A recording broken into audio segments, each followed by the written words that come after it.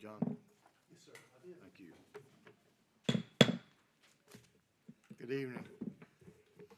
We'll call the regular meeting of the Asheboro City Council for Thursday, September the 16th to order, and announce that Councilwomen Katie Snuggs and Jane Redding are both excused absences tonight.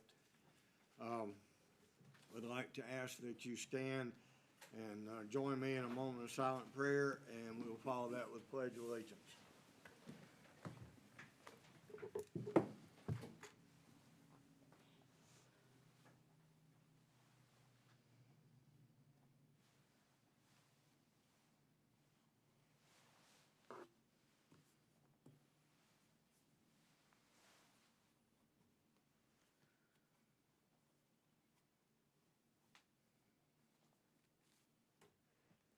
Thank you.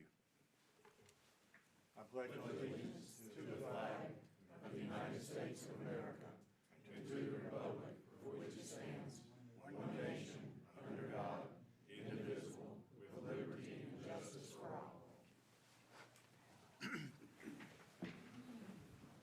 Okay, first item is old business, and I know most of you are here, many of you are here for the Gold Hill landfill request that we started last month and was continued.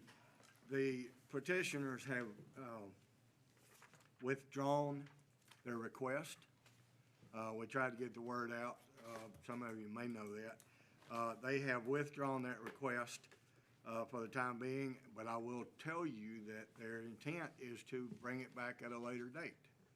So you need to just stay on your toes, and we'll try to communicate with you as this comes back. Will probably be sometime next year. So there will be no business tonight on the Gold Hill request. They have also obligated themselves to have public meetings for anything that they might entertain in the future.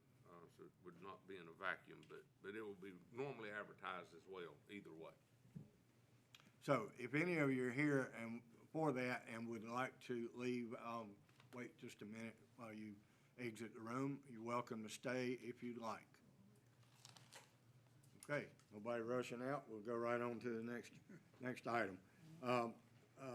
Item 3B is I'll call on John Evans, our Assistant Community Development Director, and he has a request for case number RZ 21-07 and SUB 21-01. Yes, sir, Mr. Mayor and members of council. Good evening. Just to let you know, we did receive a continuance request for the Cane Creek Townhomes rezoning and subdivision case. That request actually came from the both the planning board as they met on this on Monday night, and just wanted to gather some more information from the applicants and about the request, and also have more chance for neighbor input, and then also we did receive a written request from the property owner's engineering representative to also continue the request. I'll be glad to take any questions. Questions of Mr. Evans? If not, I'll entertain a motion to grant this request for a continuance, and the motion should continue to the next board meeting. To October the 7th, yes. October the 7th. Do Mayor, I have a motion? Mayor, I move we approve the request for continuance to the October 7 meeting. Thank you, Mr. Bell. Do I have a second? Second. Second, Mr. Burks. Discussion? Mr. Mayor, I just also want to mention that we will be re-advertising the case. We will also be notifying the adjoining property owner, since it has been continued 3 times now by the planning board, just to make sure that everyone that needs to be notified is notified. Okay. If they withdraw it, would that trigger a notification as well? If they withdraw it, it wouldn't. I mentioned that because I understand that's a likely possibility. Okay, so. So perhaps we need to trigger something ourselves. Right, but we certainly, Would not. Well, Would not automatically trigger a it wouldn't, notification. it wouldn't automatically, but we certainly would be happy to Put that in communicate your that too. notebook, Okay, please. will do. If you quit, it's not news. But it would be nice if we did We cer- actually We, do s- that. we certainly will. Okay, all in favor of this, motion, say aye. Aye. All opposed? Motion carries. This is continued to the October 7th meeting. Mr. Evans, Mr. Mayor, with your permission, Mr. Evans, you remind everyone that the planning board is planning to hear also, and the date for that, which will be the Monday before the council meeting. That's correct. That is also, because the planning board continued at their meeting on Monday, that will be on the planning board agenda on Monday, October the 4th at 7 p.m. Well, it's probably important to note that it is going there because they don't necessarily have to go there first, but it's With our current, procedures, I understand, they could come straight to us if, with our current conditional zoning, the planning board is required to give a recommendation on that. So we're in that new realm of how it's being evaluated, so they do play a more active role we will see. in this one, as long as it proceeds. Okay, thank you, Mr. Evans. Yes, sir. This is the appointed time for the public comment period. Anyone in the audience that would like to address the council on any matters of city business or concern, come forward.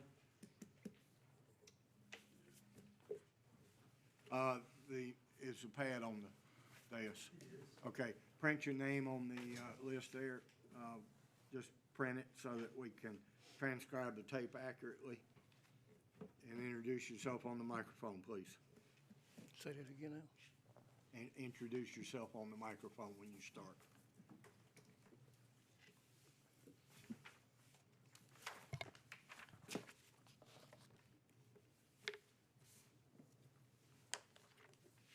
My name's James Armstrong. I'm here to talk to the city council, mayor. Tonight, I want to talk about the streets in Asheboro are terrible. We got to do something. I done busted 2 tires on my vehicles. They are terrible. Speak up, I'm sorry. The streets inside the city of Asheboro are terrible, and we need to do something about it quickly, real quickly.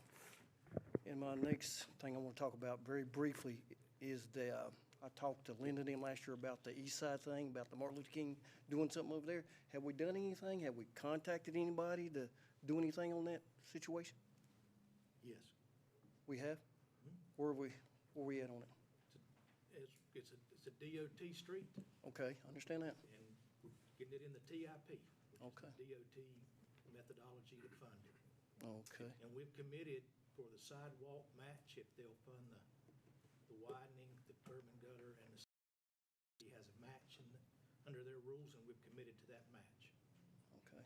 I think my next thing I want to say very briefly is that I had contacted the police department several times of the problem on Kivett Street. We got a transfer truck that parks there, and it's creating a real problem. We're well aware of that, and we have talked to the driver numerous times. Talking about right there at the Friends Church. Yeah. Yeah. And That's a it's a problem. safety issue because it takes up so much of the street, and the street jogs just to the left, right past it. People coming up the hill have to go around the truck. It is a safety police over there. We've had our code enforcement people over there.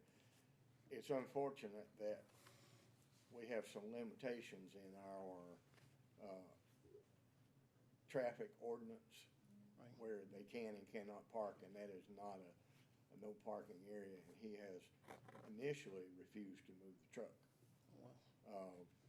But since then, we've talked to him again, and he is looking for a place to park the truck. Okay. He brings the truck home with him in the Right, evening. I understand that. My next thing is, very briefly, and I'm gonna step away from the podium, is how are the city, if we allow these, how can I say it in a nice way tonight? Trash these people on that side of town, but anyway, how are we allowing these bootlegger houses to pop up everywhere throughout the city, especially on the east side of town? That's beginning to be a real problem, and it smells very highly. We gotta do something about it. We had shootings, we had killings, we had all this stuff. Why can't we control this situation? Why can't we do something about this situation? Matter of fact, we got 2 or 3 popped up on Tucker Street now. So what are we gonna do? Are we gonna allow these people to just do whatever, wait a minute, whatever they wanna do in the city of Asheboro and no consequences behind it? Well, certainly, we're not gonna do that, but, it's kind of, we put one down, another one opens up. We run the drug dealers off from the bridge down there on Brewer Street, and they pop up on Loach or Glovenia. We go up there, and they go back to Brewer Street. So, it's a difficult situation, and we are working on it. We talk to the, detectives and the vice and narcotics people We made a regularly lot of about it. arrests over there. Perhaps Clark could brief us on the whirlwind pace of criminal court And and the really, DA's office of Yeah. adjudicating when these. somebody's arrested and they're awaiting trial, and he gets put off and put off and put off, anytime they get arrested in the future is usually a freebie. Right. So there's no incentive to not continue. Okay. So it's just a difficult situation, and we are aware of it, and we're trying. I want to say this tonight to the city council, that C-store on the corner of Salisbury and Am Street, we need to do something about that. That is a very bad place to even go through in the daytime. And this has been going on for years and years.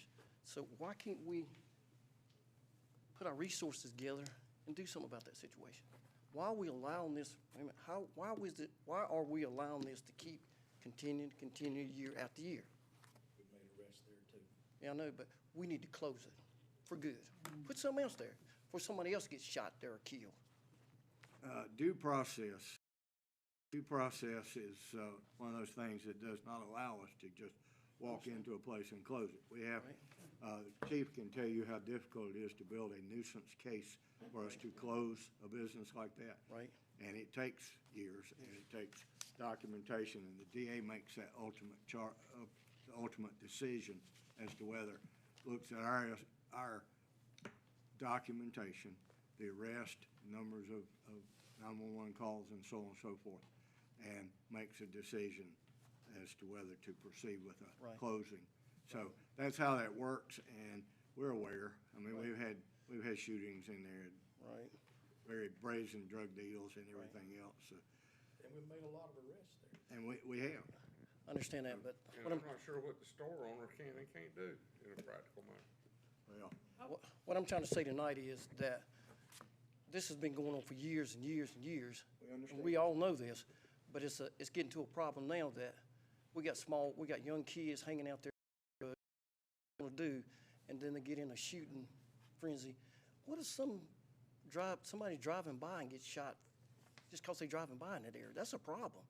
And I know the due process of getting all this stuff together and getting that store closed, but at least let's try to do something. We can sit here and talk all until next year, but we need to start tonight to get a plan together. Let's get this thing rolling. Or some other kid gets shot or killed over in that area. we agree, but for various reasons, we cannot explain to you everything we do, I understand, everything our police do, I understand. but we are working on it. Okay. But they're pretty brazen at that particular location, because you can see it happening day or night. Right. I mean, especially in the day, you can see it. It's not a safe area to travel No. in the day or night. Bail or awaiting trial. Most of our shootings in Folks are awaiting trial. most of our shootings in the last few months over on the east side have been 15, 16-year-olds. Well, ain't much you can do with that, Talk to the parents and do whatever, but, we gotta come together as a And let community. them out to start. Yeah, we need to come together as a community and see if we can help that side of town. I'm not gonna say just that side of town, I'm saying all the part of town. We got drug problem all We got- around Asheboro. It's so- all, Yeah, it's so, all. this is an ongoing problem that we can do better. What I'm trying to say to the council, mayor, city manager, we can do better than what we're doing. That's what I'm saying. And thank you for your time and letting me Welcome. speak tonight. Thanks, sir. You're welcome. Thank you. All right, anyone else? Is there anyone else in the house that would like to address the council?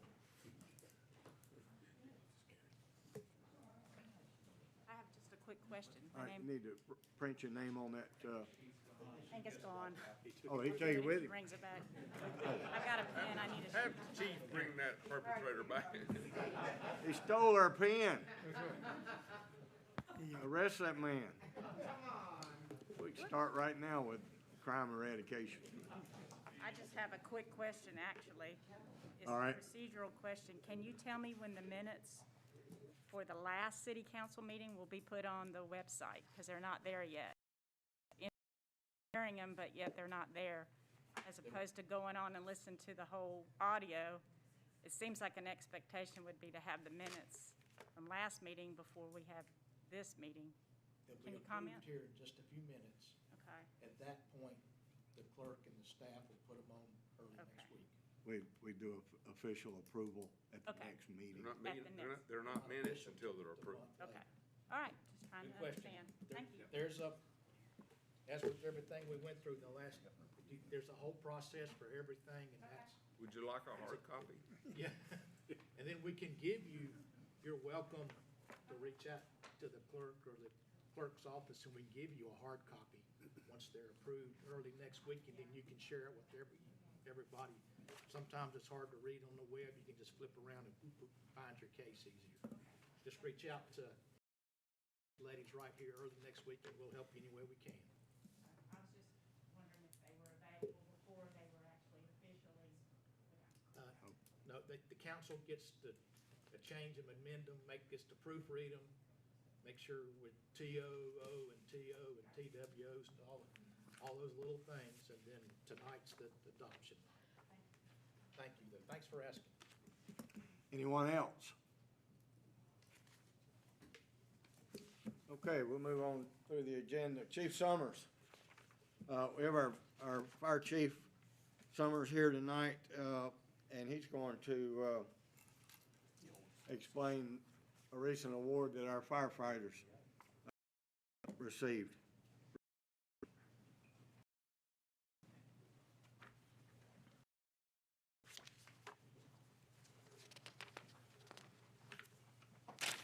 Welcome, guys. Come on down front here. You don't have to stand in the back door. Once the bell goes off. Yeah, if the fire alarm goes off, don't get in their way. Yeah, that's good. Mayor, council, Ashburn, as always, it's a pleasure to be before you this evening, present the Above and Beyond Award. First and foremost, I'd like to thank Firefighter Chad Prime for his service to the country, the city of Ashburn, and Asheboro Hospital.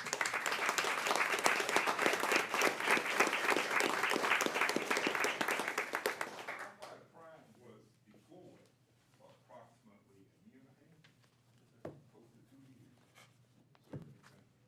And we are certainly glad to have him back with us safely. Secondly, I'd like to thank him for nominating the city of Ashburn for this prestigious award. And it's a testament to the city of Ashburn and its commitment to its employees. Thank you for this nomination. And I would like to read this verbatim. The Above and Beyond Award presented by the National Defense of the United States of America. Thank you.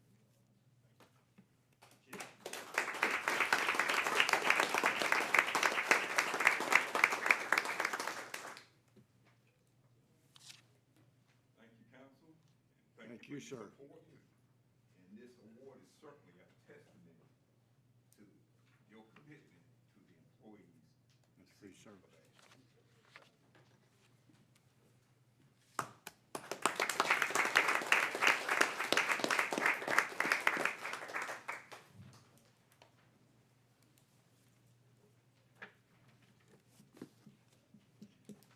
We have two representatives here tonight from J. Davis Architects, Mr. Larry Zucchino and Jan Lawrence.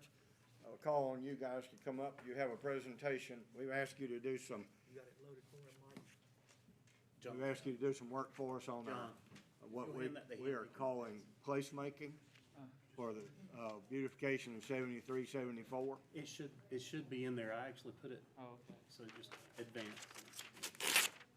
Are you by yourself? Yes. Okay, well, I am Jan Lawrence with Lawrence Design out of Atlanta, and we're working with J. Davis Architects out of Raleigh. And we've been retained by the city of Asheboro to create a gateway to produce a brand that has the enduring qualities of Asheboro and also bringing in the North Carolina Zoo as part of the brand. We recognize the importance of this project as a branding opportunity for the city of Asheboro and also the zoo and region. The project was asked of us to look at 6 different interchanges, as you can see on the screen. We looked at 6 different interchanges of what we might consider for the gateway. We were told that most of the traffic is going to be coming south towards the zoo, so we started looking at the various interchanges. Originally assigned, southbound we would look at Pineville, Sparrow, and Presnell, and then we decided that we would want to have a bracketed gateway piece on the south side heading north on Dixie. So we're looking at 4 gateway pieces at this point. One of the things that we believe that we're going to be able to create here is a series of sculptural pieces that will be very unique to this region. Over the last several months, we've worked with John Ogborn and the engineering department to look at this. We spent the day with the mayor and John and his team looking at those intersections, presented a number of options to the and today we presented what I'm going to show you at this point is 4 intersections. One of the things that we're looking at is a series of animal replicas. These are not what we're talking about here, but I'm showing you examples of the material that we're going to be looking at, which is one of the things that we looked at is a material that'll last for quite some time rather than something that's going to be not functional after a decade or so. Something that would last 50 to 100 years if it was out there for that long. So we started looking at this material that you're going to see through here, which is a Core 10, which is a partially rusted steel that'll stay in this orange coloration. So keep that in mind when you see some of these elements that we're creating here. So the first one we're looking at, on the left side of the screen, you see a little triangle going southbound on 73 is a triangular piece of property that's outlined in that light green. This installation, and that installation will be marked out to call out the city of Asheboro, and we're using a series of these Core 10 and stainless steel zebra elements that you'll see on this intersection. And these elements are a combination, as I mentioned, that Core 10 steel, stainless steel, and painted metal. So this is a view, kind of an aerial view of what that looks like. So this is the first one. And then the second one is at Sparrow Road, and we're looking at the left image, the left triangle, which is on the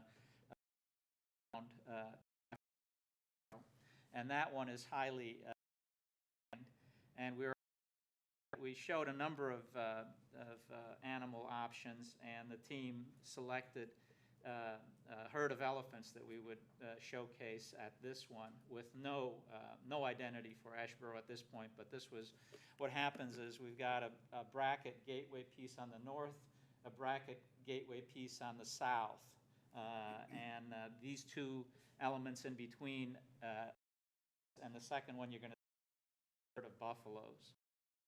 These elephants will be made in a similar fashion to the way you saw the zebras, more dimension than you see here, but a series of different elephants in different poses. And then this one is at Presnell. On Presnell, we've got the image on the left, the triangle on the left. Again, it's an inclined plane.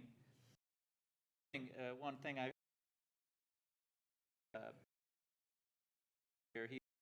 landscape portion of this, and what we're going to do is, as we determine how we plant these, we're going to plant these with elements that are not going to require that. Contrasting put there some wildflower seasonal. So these are the herd of buffaloes that you see on this hillside. And again, how did you pick buffalo? Buffalo, There's a, those, at the zoo, and there's elephants at the, North American animal and African animal. Well, you know, when we rode out there, Oh, and the orange color is actually accurate. yeah, and when we rode out there, we talked about different kinds miles an hour, and you had to pick and Well, that's what- distinctive, There's enough mass there and to enough see it mass and at 60 distinctive miles an hour. from the, you know, when you look up, oh, it's a buffalo, oh, that's elephant. American bison. Yeah, American bison. yes, they're bigger than the European bison. These will be probably about 1 1/4 bigger than the actual animals, because as you go down, Is it-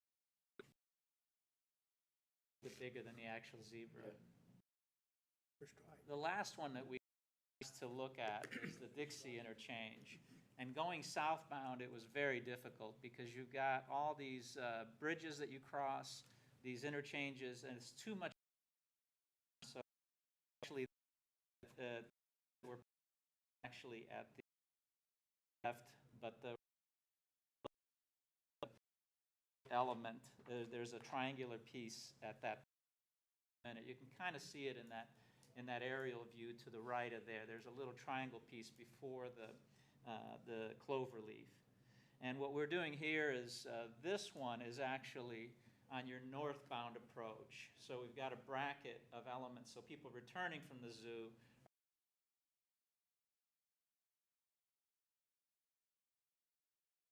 utilize ladders that are about 15 feet tall.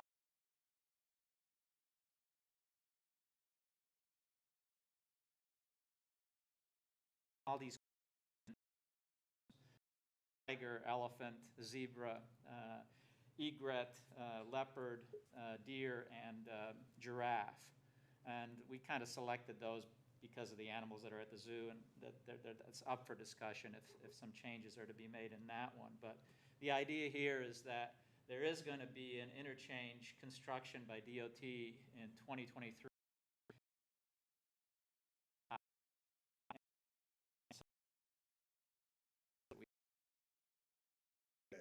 Clover leaf. There. That clover leaf. A lot of that. There's gonna be a new road right there where, We looked at the plan, and I think we still got the space to put that in the new plan. Good.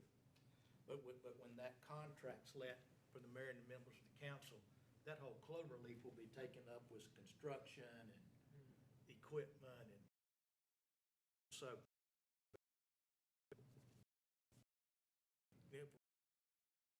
the last part of the project, if it's on schedule right now, and who I knows? certainly hope that you are right and I am wrong, but it is highly unlikely that schedule will be met by next week. We hope so too, but we don't think it will be either. I like- We really work to get the visual and, And there's just no space down at the new bypass. No. I mean, the way they have the split act. I mean, there's there, I mean, come in from the south. Well, heading south of Dixie Drive, we did not put any, because DOT starts marketing NC Zoo. So really, we thought about, and you can go out there during this weekend, you'll see Michigan and Ohio and Pennsylvania and West. We have make our, it's the zoo. Back to the entrance on Pine View. If we had a million visitors at the current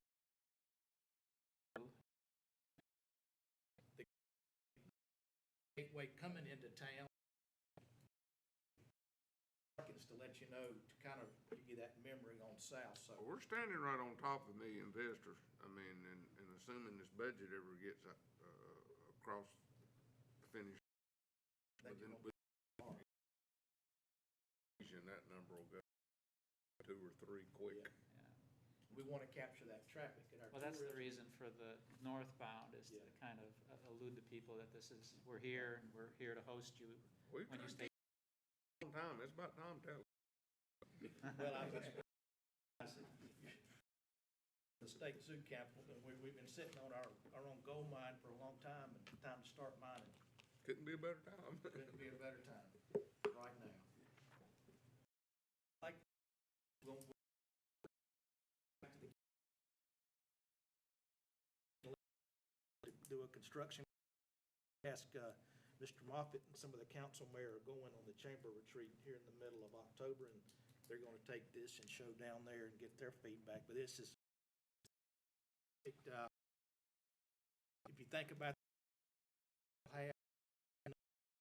but if you think about going into Daytona, Indianapolis, or go into Houston, they don't have the fact, they have the Astros, and the Astrodome, which is yellow, pirate, penguins, you know, We have not exploited we have not exploited our our real branding as strength. we should. What is our plan for 64 and 49 entrances to? Well, we had to take our signs down for. Signs down, and if the council liked this concept, when we get to a design contract with these guys, we'll add that to it and let them do some on the east and west entrance. And it might not have to be. asking. Yeah. Yeah. A couple of nice signs on 64, or one in particular, and it rotted, and we had to take it down, and we haven't put it back, and now that the bypass comes in further down, people are asking, where's your sign? And And it may very well need to be relocated. It needs- into that. Yeah. Forty-nine, We and need out than where the But bypass. I would strongly Rejoins. suggest, if you have not, I mean, I was fixing to make an assumption, I don't know. The current layout at the DOT is 49 intersection improvement, been laid over the drawing. You mean, Present to us the conceptual drawings you have, in other words, we you've got. did not study it in detail. We did look at it, and it appears to be working in that new I layout. mean, this is obviously a lot of creative money. In addition, we're counting on a lot of visibility. And everything's on an incline of some sort.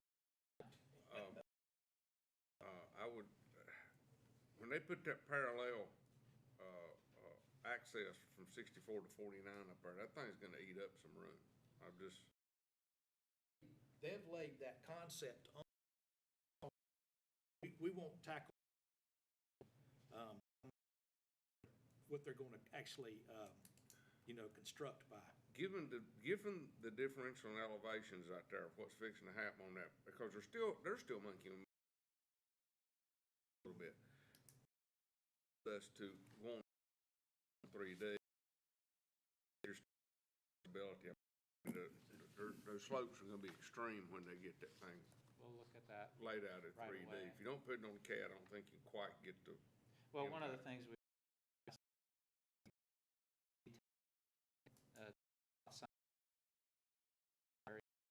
I walked them all day. Need to have some, we've got 2-foot increments right now. We'd like to have 1-foot increments and confirm that that's what it is. Wow, if you can get, Check in. take the second look. We met this morning with DOT, and we've got to go through the Art Commission with the DOT. That was the meeting we had this morning. So what we're doing is we're putting together this package that you see here, along with what Larry presented, and they're going to that are landscape. Kind of odd that everything. Collision range, I don't remember the exact term for that, but they want to make sure that this is going to be acceptable by the entire group in Raleigh. So that'll take about a month period to get that. If you need any assistance from the Department of Cultural and Natural Resources, you need to let somebody know. Okay. If we need some That's help. what we got him for. One department, too, Yeah,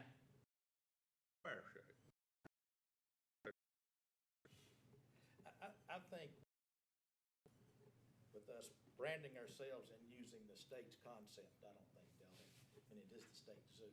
Yeah. So We're advertising their stuff. we're I've seen advertising their crazy stuff things and happen ours. with them. Yeah. Great. We're excited about this project. It's I like what you've shown us tonight. pretty Very impressive. creative, very creative. Thank you. Thank you so much. We're excited. Thanks, Mr. Lawrence. So we'll come back, Mayor, we'll come back with the contract to begin the next phase with Yan and Larry, and Michael will get Yan the stuff he needs on the contours and all that, and we'll proceed to flesh this out, and we'll work on the east and west entrances too with the contract. All right. Thank you so much, everyone. Thank you, it's great. We really Thank you. It's appreciate good to have all you here you've done. tonight.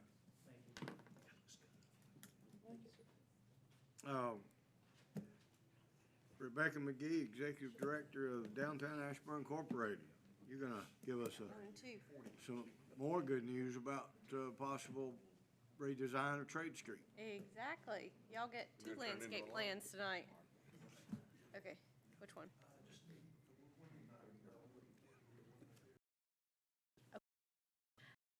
Thank you. Here to talk about an exciting been of and kind of and we are tasked with about 4 different columns of things. One being organization, one being promotion, one being economic development within downtown, and the 4th one being design. And this is where this falls into this. There it goes. So we were asked to look at Trade Street, which is a street, not an alleyway. Downtown Ashburn. It is a cut-through. It is a parking space. It is a trash alley, and it's basically just left for the backside of buildings. We have partnered with the Wooten Company out of Winston-Salem. We have a local connection there, John Gray, who involved in the committee, Wooten Company, and when we said, "Is this?" Actually, he's been super helpful with other projects to point toward us. So they came down and did some existing conditions. As you can see, I'm sure everyone is very familiar with Trade Street at this point. You can see the trash bins. We have that issue. We have parking. We have a driveway access to the back of someone's building. We have the cars barrel through there. None of it's ADA. The sidewalks were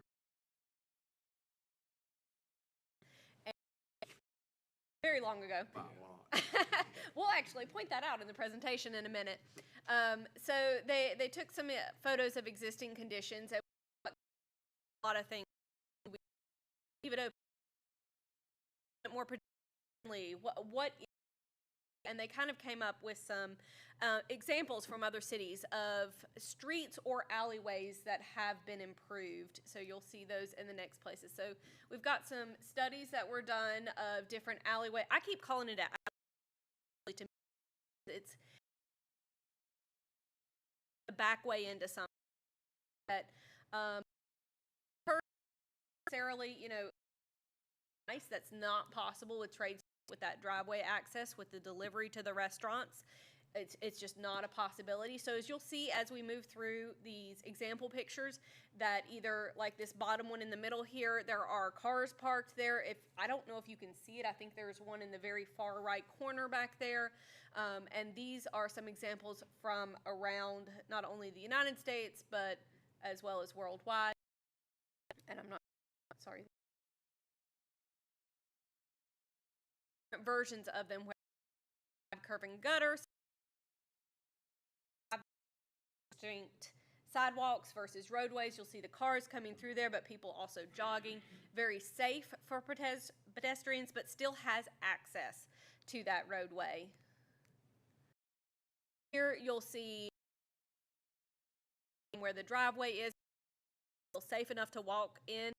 Area. This is in Asheville, North Carolina, but they use the bollards on the side to stop traffic from going into the stores or walking in, where a pedestrian or someone handicap accessible might actually need to use that safe sidewalk. You'll see different curb and gutter, and I point that out because as we move forward in this plan, we actually decided to stick more towards traditional curb and gutter because it is actually, in the long run, going to be a little cheaper. You've got the waterway back there. We've got to make sure it stays off the buildings and the slope. We won't know that as much until we have a survey, but we feel like this would be safer. Again, you'll notice those sidewalks are more for, in the top right corner, are more for actually drainage than they are for walking because they are not wide enough for actually someone to walk on. You'll see here there's sidewalk dining, and we'll actually point that out because that becomes a focal point in what we have presented. So again, this one's not as fancy, but it shows the curb and gutter. It shows the road that is chicaned. That also becomes very important in the plan that we have going forward. It kind of directs traffic around and slows traffic. Again, I mentioned Trade Street becomes a cut through.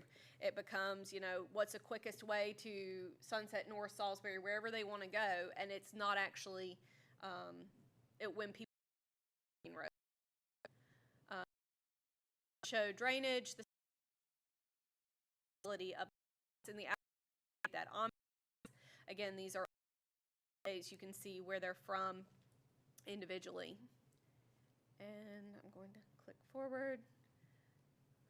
Just some more. We've got San Francisco and the sidewalks. You'll see in the very far right corner, there are also cars on that way. More so parking, not necessarily a drive-through. Someone is meant to be in there, and that kind of becomes important in our as well. Maps for Trade Street, what is currently there. So you've got the markings for the buildings, and you've got utilities, you've got the garbage, you've got the no parking because that's the access to the Crisco's buildings. You've got additional trash and recycling, which are the green and blue recycling cans or the squares up on the top of the screen. You've got different markings. It's just basically to show where the existing utilities and stuff are. We did want to point out that we have, of course, it was Worth Street at one point. It was not Trade Street always. It's going to change in a little bit. This is in 1910. The block in front of it was not fully formed. So we had a point. There is noted when we were looking, it was 30 feet wide, it says, in 1910. And the next map that I'm going to show you. Before you leave. Yes. Depot Street is now Sunset Avenue. Yes, if you need to orient yourself. Sunset Avenue and then along here. Here it's a 1922 filled, is completely filled in. You've got it now called Market Street. You can't see Sunset Avenue, but that is the bottom of the map. You'll see it says 28 feet. Now, and I point that out also because these are conceptual done. They are not, have not measured the street. We've not had a survey yet. We're not actually sure if the road is 28 feet wide at Fayetteville and 28 feet wide at North. I will say the other day when I was helping for the Fall Festival and measuring streets, the road goes at every single point. So at one point, 35 feet wide, and at one point you're 38 feet wide. So we're not exactly sure, but I just did want to point that out because that will come into play later. So that being said, here is our conceptual plan. We're given two, and this that committee chose with some from interested parties. We did decide to chicane, as I mentioned earlier. You'll see that in the very bottom left.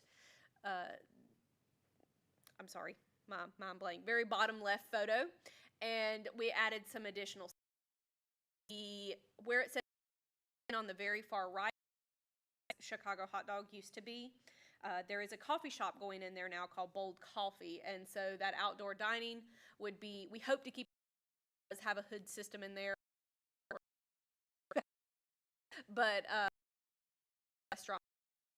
You'll see that we have added kind of a differentiation in the street level of the area, whether that would be a sidewalk or whether that would be a decorative brick.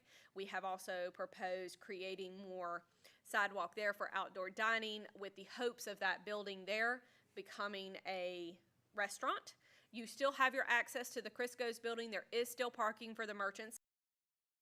5 parking spaces up front and tell you that right now. And there are some merchants that are like, when we've kind of mentioned it, but when they see this plan, they're also like, well, you know, we have parking spaces for that, which would definitely improve the look of this area. The intent would be the area marked festival area, that's still part of the drive-through Yes. area, so you It's- can get in and out of there. Yes. You can get it, you can go the whole way. North Street is on this end here on the left, and then Fayetteville, it doesn't mark that, but just so you are aware, that is meant to be driven through. It is also meant to slow traffic down. So that traffic, that street delineation is meant to say, hey, well, this might be different. Is it safe to drive on there? The actual hope is that unless you're meant to go in there, the Crisco's, someone has parking, you need a delivery, that it'll stop the through traffic that it has right now. Take care of that. The 10-foot line. I know. That's kind of hopeful to stop that. But also the festival area, when you hit different concrete, you tend to slow down. And that is safer for pedestrians, safer for us all around based on what that is. So we took this and said, this is the one we want. Then they came through and said, we want conceptual designs. We want to visualize it. We want to see what it would look like if we actually went through with this plan. And so they came forward. Oh, I have one more slide before that, sorry. Just to show you kind of the feet parking. So down at B would be down at Mike's Hot Dogs, which I still call it that. A would be up at North Street to show you the 5-foot sidewalk, which is handicap accessible. The 8-foot sidewalk, which would be more if you had small outdoor dining space. Again, the 5-foot drive lane down at Mike's Hot Dog. The 10 and 5-foot sidewalk would be to allow greater outdoor flexibility. And you can see that. So here is what they did for the conceptual designs. This is looking up the street from Mike's Hot Dogs. So you're basically standing on the corner of Fayetteville and Trade Street at the moment, looking up. And you can see they've got the additional sidewalk here. They've got planters and trees and planters. The power lines are buried. We've got some of those festival lights for ambiance. We still have parking. Whether merchants use that or the public uses that, it is open, but you can see that we still have basically everything that it currently has, just a little bit updated. We did one extra and said, well, we don't just want one view looking at this, we want a secondary view. What would it look like from the other direction? And so this is what it looked like coming down from North Street, essentially where these people are, the back of Taco Loco, Hamilton's area. You can see the Crisco's driveway there where the garage door, the white garage door is, the extended sidewalk for the restaurants, and the chicaned drive to make it slower for traffic. And you can kind of see the delineation in the concrete versus whatever it may be. Stamped concrete, if it's bricks, stamped concrete's cheaper, but bricks are last a little bit longer. But that is what we've been working toward. We are really excited with this proposal that the Wooten Company has done for us.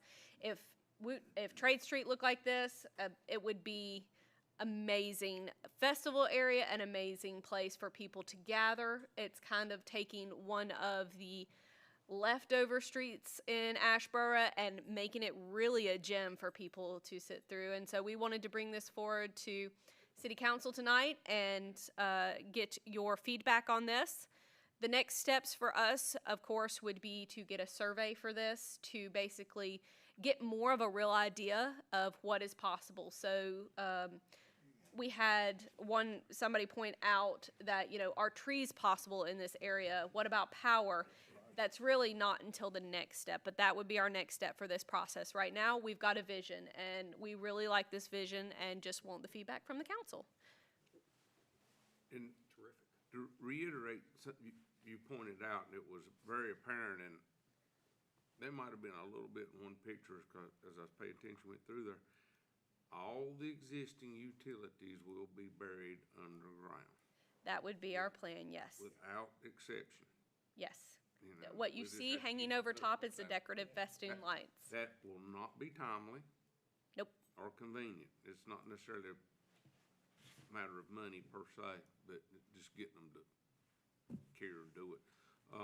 And much care will need, like the meter bases that are shown right here. I mean, they've got this laid out very, very well. And I'll also comment to you on the difference between, say, the stamped and coated asphalt versus the real brick. The real brick is the only way to go. I mean, there's so many of them, like when we do crosswalks. Uh-huh. You know, there's an actual formula of money that runs into that if you're doing 20 or 30 of them. But the foot traffic here, you'll be disappointed in 8, 10 months. I mean, I don't care who puts the coating down, because there's different qualities of that. Put the real material down. If you're gonna build something, build it nice, build it right. I'm in agreement with you. It's just not that big. I mean, the difference in money is just. It's not. Again, I don't know. I haven't actually got out there, which I probably should have done that with a wheel and measured it, because I was measuring Fall Festival streets the other day. But it's not very large. It's basically to slow traffic down, create that visual interest, feel warm, welcoming, inviting for people to stop and stay. Honestly, on the backside of buildings, and hopefully to be more of a gathering space than, since we don't have a lot of we have great sidewalks on Sunset Avenue. They're not very wide, and we don't have the ability to widen a lot of them at the moment, just based on the street width. So this is a way for someone, you know, we've got what we hope to be a restaurant building. You know, you've got where the coffee company, or Mike's Chicago Hot Dog, I still call it that, where that is. Taco Loco only can go out so far in their space out front, 3 little tables. You know, this would allow them possibly the ability to go backwards. It just gives a little more flexibility to space and sidewalk that Sunset Avenue may not have at this point. It could be your new set of storefronts as well. Exactly. That was back in the 40s and 50s, that was the entertainment district.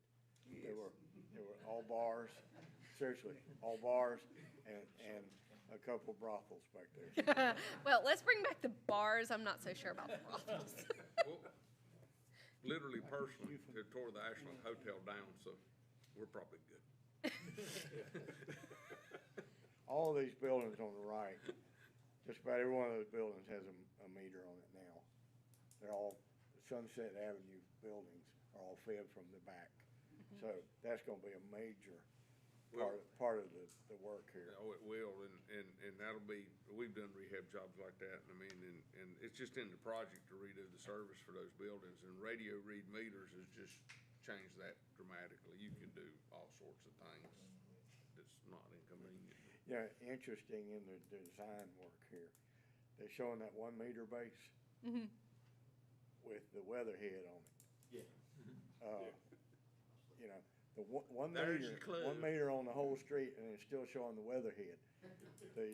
That's the part that goes up, that comes out. So, they chose to show 1 meter when there's about 12 back there. And they showed possibly that was telephone cabinet in that other drawing there, that's got to go. I'm telling you, you gotta watch this, they'll slip something in on you. And if you go back, You want me to go back one? go back to your Right photo, go back to your photo from the hot dog stand. Which one? The very, very beginning? Yes. Okay. Woo! Right there. Right there? All right, this bank on that pole with the transformers, and then further up, there's another transformer. Another big part of the deal will be finding a place for a pad transformer or building a vault in, you know, for these overhead transformers. Well, just have to put a vault in, and the power load without Acme being there, it may not be as intense. I mean, you know, but see how they carefully drew that little cabinet right back in there. You don't stand on top of them. Well, they just took a picture and wrote something. Well, yeah, that green cabinet is the flusher, the automatic flusher for the water system. It can go underground. Yeah. It goes in a vault too. You might actually get to a situation where you don't need that if we do all this. Yeah. When we had that hole dug up, there's all sorts of nothing under there. Literally nothing. Empty space. This is impressive. Downtown Asheboro, as a group, should be proud of themselves, what they've done. We're really excited about this plan, and sounds receptive from the council, and just want to. And you come from the east side of town where Mark and Jane and Linda and I and Katie live. You come right up Worth Street. You look right there, and that's not. And that's the view you get. Yeah. Yep. I mean, it's not very attractive as it is currently. So. this is an exciting project. Well, we are thankful for your support on this, and it sounds like we look forward to moving to the next step of this to kind of get a more concrete idea. I wish I could share, of course, I'm like, how much money is it going to cost? I wish I could share some more financial steps with you until we kind of get that survey underway and know what we're working with.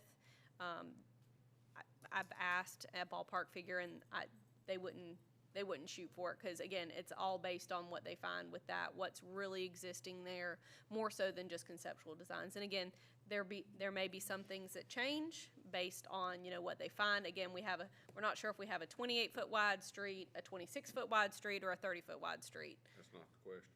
Yeah, it's just, Do you have $1 million? do I have $1 million? I'll go look for it. It's the question is what you find when you start digging into that concrete. Time you get all that stuff underground, that's what that'll cost. Oh, every bit of it, Okay. if not Well, more. it's an exciting project, It's the place you have the opportunity to do it. Yeah, and we've won the Great Main Street for Sunset. We've won All-America City, and we're working hard on quality of life and placemaking. And we had the Asheboro Fest last Saturday, and over the period, there was 4,000 people here. You get out 2-3 from weeks that, ago, we had the what it can do. Journey Band. What's their real name? The departure. Yeah. and Departure, not the departure. 5,000 people here. Yeah. That's great. It's a And blessing to I have a tell you, street when in we there. had an event downtown, the restaurants closed, and we started at about 10, because they're all sold out, and Hey. they made their They money. are. They sold all their product. Yeah, events downtown do very well for the merchants. I had Taco Loco do last night with their, They were Mexican Independence Day. They were very, very pleased. They had lines throughout the evening, both inside and outside was full. So Well, they they were. had their smoker, their chicken smoker out It there. was delicious. I bet. If y'all were not able to get it, next time they do it, get some. Trust me. I asked them for queso because I was like, it's just plain chicken. I need something to dip it in, and they forgot to bring me the queso, and I ate every bit of it without anything. It is that good. Good. Okay, Thank y'all for having me this evening. Sure. And look forward to the next time I come forward here. all right, thank you. Mr. Pay. Come on in, sir. Item 8, our safety manager, Steve Pay, you have a report on the Department of Labor Awards. Yes, good evening, Mayor and Council, Mr. Ashburn.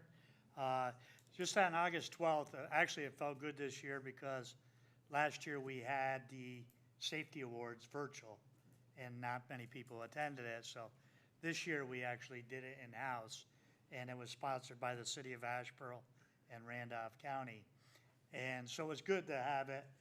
The city of Asheboro was represented well. Out of our 12 departments, we had 9 departments receive awards. The city of Asheboro administration, 27 years gold. So it's good we don't get people hurt at City Hall, right? That's one of the good parts. Since Jeff and I are here, we try. Yeah. So, but we had the department's environmental services, fleet maintenance, police department, public works, water sewer maintenance, water plant, and wastewater plant all received awards. So it was a really good turnout. Very proud of them. One day, maybe we'll get all 12 departments awards, but during these times, it's pretty good. We had 403 employees in 2020, and we worked 747,000 hours. So you know what we do. So it's a very good accomplishment. What was your number of employees? 403, That counts the part-time too, Mayor. yes. Part-time, seasonal, Part-time, seasonal, and FTEs. And we're at 747,000 hours. So to get that many people do that, and the times we're in now, so it's pretty good. Thank you. Yes. Thank you. Thank you, Questions? Steve. Appreciate your work. Thank you and have a good night. Steve does a great job for us too, Mayor. He's our captain of our safety team. Does a lot. Keeps us all on our toes. even keeps me on my toes, so. No other business on earth has the variant of trades and exposure that the city does. And Okay. we're probably the largest employer in the city limits that's not under all, one of the largest employers, period, one of the largest. And almost none of us work in the same spot, so that's a pretty big accomplishment. And if you look in the top 10 most dangerous jobs in the country, policeman, fireman, and trenching, which we do, are 3 of the most dangerous professions. Okay, thank you, sir.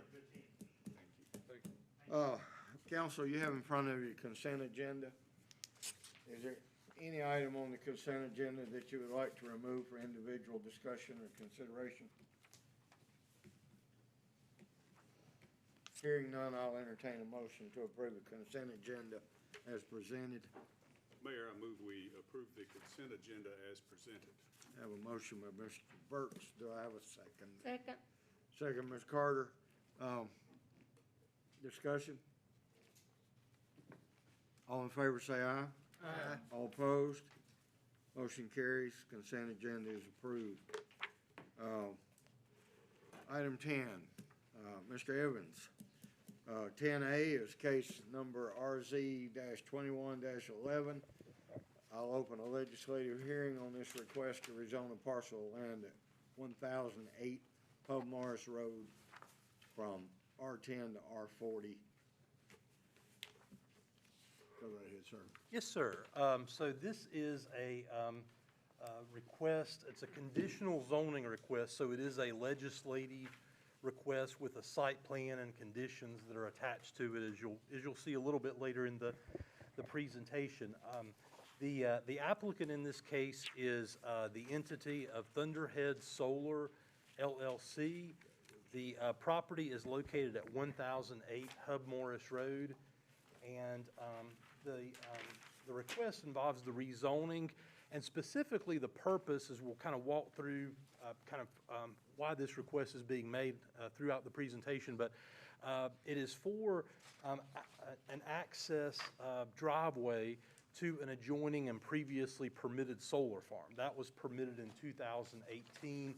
The driveway access has changed to an adjoining property with a recorded easement. So that's the request before you. So if we look at the very first map, you'll see it's the parcel right in the middle, that red sliver that's 50 feet wide by 350 feet deep approximately. It's located on the south side of Hub Morris Road. So if you look at the surrounding zoning and just kind of the character of the area, you have lower density residential off to your west, and then more medium density residential off to your east as you go towards Old Liberty Road. The solar farm is that tract that adjoins the property to the south and also kind of has that mouth coming out to Hub Morris Road to the east of the property. That is where the access drive to Hub Morris for the adjoining solar farm was originally proposed, but it has the proposal has since shifted the driveway onto an adjoining property with an easement. The rezoning map shows you just a closer view of the property. So it is just that area that is identified by the recorded easement, which is just about 4/10 of an acre. It's parcel A1, or it's labeled as A1. The balance of the parcel is A2. So the whole property is just under 10 acres. And so you can see there's a kind of that black line that goes through the bottom of the property on the south side. That is the city limits and ETJ line. So the majority of the property is in the city's ETJ, just a small part in the city limits there on the south side of the property. In terms of topography on this property, there's nothing terribly extreme. It is a rolling piece of property like we have just in a lot of this area. And there is a water main running along Hub Morris Road, but no access to city sewer at this location. The aerial photo shows you the low to medium density residential uses and agricultural uses, and so you can see there is a dwelling on the remainder of the property that is not part of the request, along with some agricultural use, where there have been some vineyards in that area. So on the site plan, it does give some context to the adjoining solar farm. The driveway in this case has shifted onto the adjoining parcel as proposed into that easement area. Previously, it was located just to the northeast on the adjoining property. You can see there's some wetlands in that area, and also just the topography is a little bit steeper in that area, and that's what prompted this request from the applicant. They presented the site plan, and we let them know that because of the zoning of the subject property, which is R10, a solar farm is not permitted in an R10 district. So the access has to be located on property that has the proper zoning for a solar farm. And R40 is the only residential district that permits it, and they wanted to file a conditional zoning to just limit the request to the access driveway and just the associated utilities with it. If you look at the very first photo, this is the subject property from Hub Morris Road. Now, this is where the vehicle is parked here, where that driveway is. I will point out that there already was a driveway serving the residents, so they haven't built the driveway prior to seeking the request. That driveway was already there, but it was serving a residential property. This is looking at the property if you're looking just from the other direction, so you can see the dwelling that's not part of the request, and just that 50-foot sliver on that edge of the property that's on your site plan. This would be looking northeast on Hub Morris Road. You can see residential development in this direction. And then looking southwest on Hub Morris Road, the subject property would be off to your left, just kind of back behind where this photograph was taken. So just to cover what I haven't discussed already, Hub Morris Road is a state-maintained major thoroughfare. And as I mentioned, there is a recorded easement recorded in that deed book, 2753, pages 1297 through 1310. There are no buildings that are associated with the request. It is only for the driveway access and any required utilities. The solar farm, of course, that was already approved, so the applicants actually did present the information required to obtain a zoning permit. So we have issued a zoning permit for them to start construction on the adjoining solar farm as long as it's built to the plan that was approved back in 2018. They're just not starting on the driveway until this is, if this is approved. So you have there the R40 description. I won't go over that unless there are any questions. The proposed land use map designates the property for neighborhood residential use. It's in the northeastern growth strategy, small area planning area. And the growth strategy map splits the property between the primary growth area within the city limits and long-range growth in the ETJ. So when we looked at the land development plan, we found a total of 6 goals and policies supportive of the request, and only one that was negative toward the request. We do have a couple of conditions that staff would propose if the council wishes to approve the request. The first is that there be a NCDOT driveway permit for the use by NCDOT. And again, there is a driveway there, but because it would be changing the use to serve a solar farm instead of a dwelling, that the DOT would require a driveway permit. We have been in contact with NCDOT, and they do not have any objections to this location for a driveway, but they did, or they do require that a driveway permit be obtained for that use. And then condition B is the memorandum of land use restrictions, just explaining what the conditional zoning is for that would be recorded with the conditional zoning. So So if we look at the request and just kind of evaluate in summary of its compliance with the land development plan, we believe it is supported by the plan because of just the limited purpose of providing that access driveway, the compatibility with surrounding land uses. There's nothing about this driveway that is going to really be not in harmony with the area around it. And of course, the conditional zoning process that can allow those reasonable conditions or any other conditions that council would like to have on the property. So given that, staff's recommendation is to approve the request, noting those conditions. And I will say the planning board reviewed this request in August. They concurred with staff and they had no additional comments on either the site plan or the conditions. So I'll be glad to take any questions if the council has them. Do you know if the proposed conditions are acceptable to the applicant? I believe so, but if they want to address that, just for the record.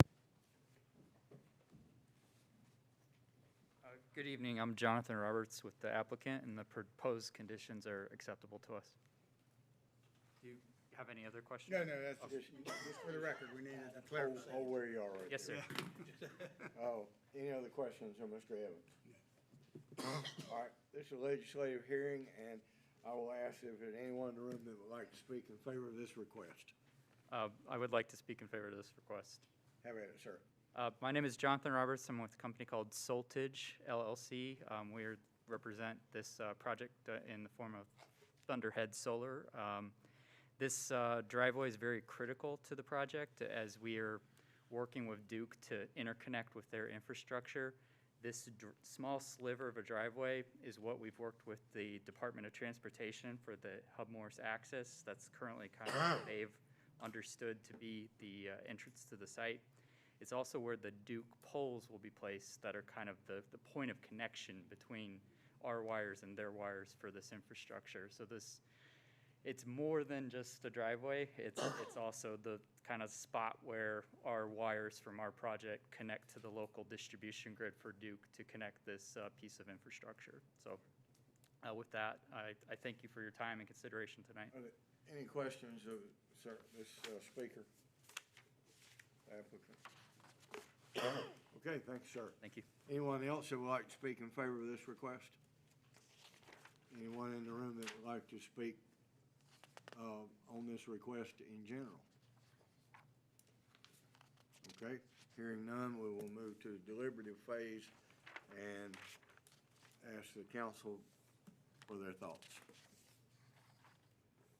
Mayor, based on the consistency statement of staff and planning board, and I move that we approve the rezoning request and as it being consistent with the planning board and the staff recommendation. Okay. We good over there? Yes, sir. All right. Do I have a second? Well, excuse me, Your Honor, I would say, subject to the conditions as enumerated by staff. With the suggested conditions? Yes. All right. Second. Second, Mr. Swears. Thank you. Any discussion? All in favor, say aye. Aye. All opposed? Thank you very much. Good luck with your project. Sorry you had to sit here for so long waiting for that short little bit of business. You're quite welcome.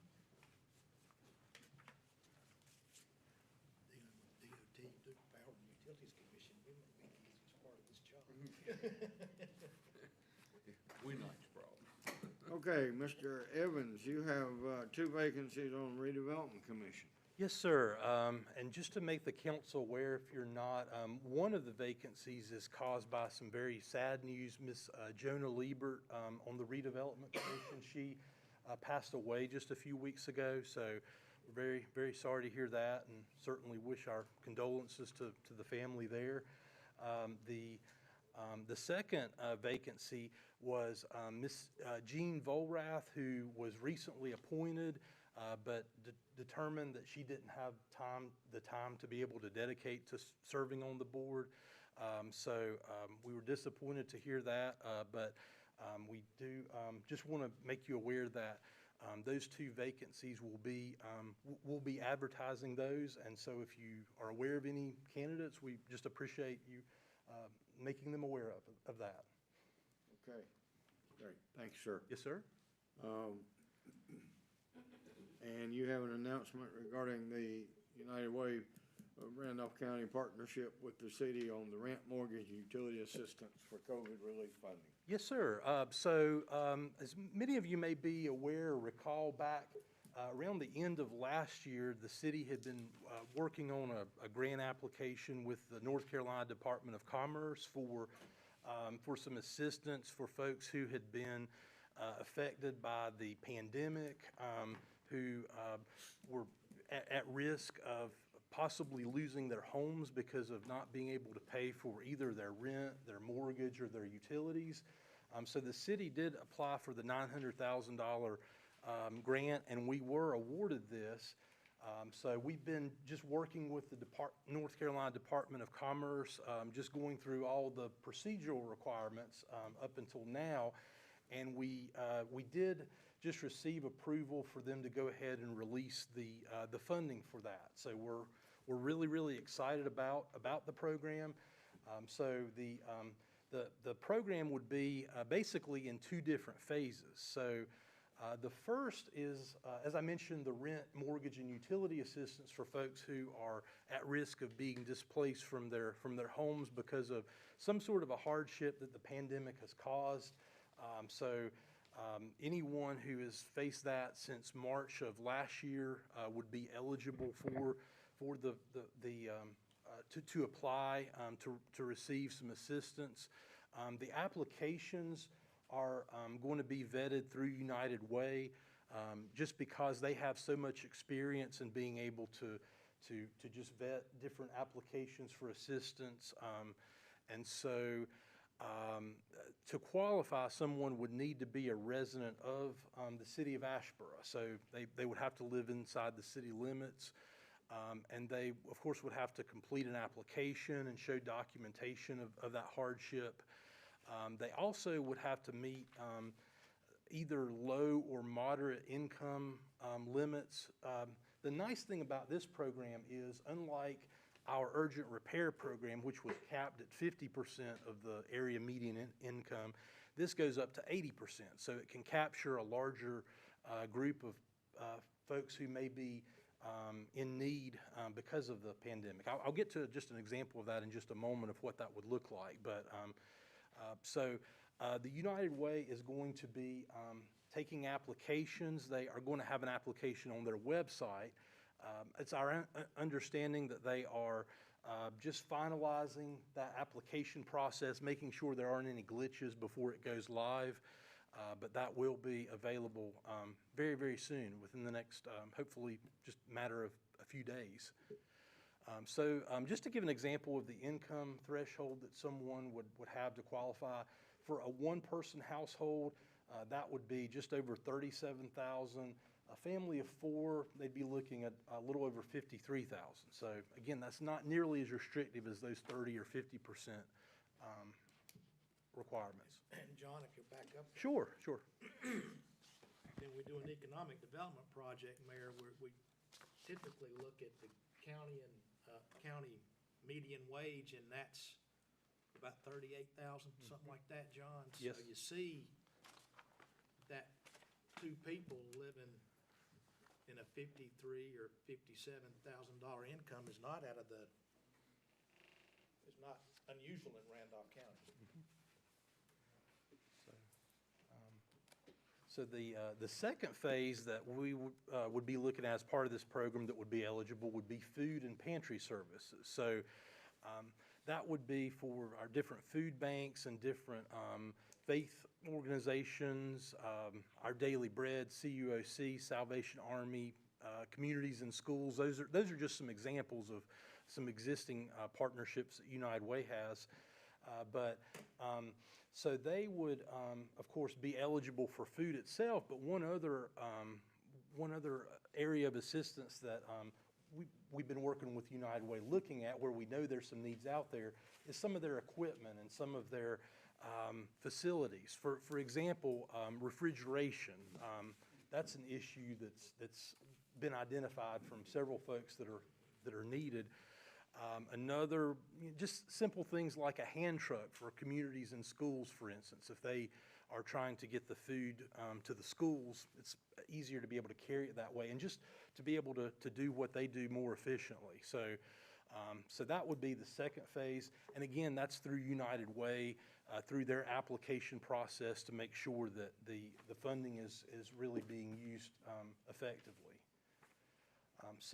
As far as the length of this program, it is expected to go on for 18 months as far as the application window. So we're hoping that that can all be used within that time frame. And of course, the amount of assistance depends on specific circumstances. So it would depend on what type of hardship and just all kinds of other circumstances. Again, that United Way would be processing the applications and has the experience to really work with us on making sure the funding goes to good use. So I'll be glad to take any questions. Question? John, will families be able to request these funds on a monthly basis, or how will that be distributed? You know, we got $900,000 to give out, but how just the mechanics of it? Right.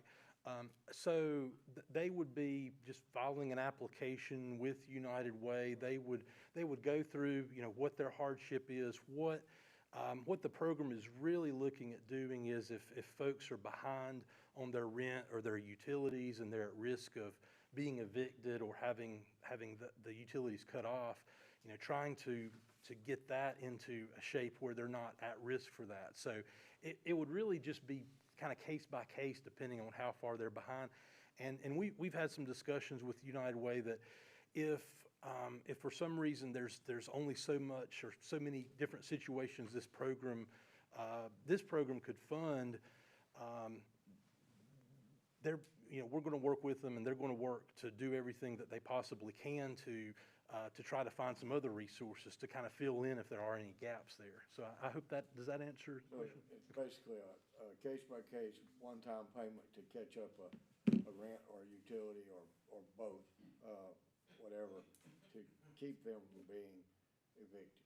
Correct. Get them caught up on the difficulty experienced during the COVID. Exactly right. And the one-time payment could be 3 months' rent. Yeah. Yes, Yeah, that's correct. to catch them up. That's right. Could be a year's rent. I mean, because there's been a moratorium on evictions. That's not entirely true, but yeah. It's COVID related. So, had somebody tell me this week that evictions have already started skyrocketing just this week. The sheriff's department serving a lot of evictions. All right, thank you, sir. Yes, sir. Well, just one more question, John. Will United Way be publicizing this, or how will this information be disseminated to the citizens? Sure. Right. United Way will be publicizing it. The city will be publicizing it through all of our channels.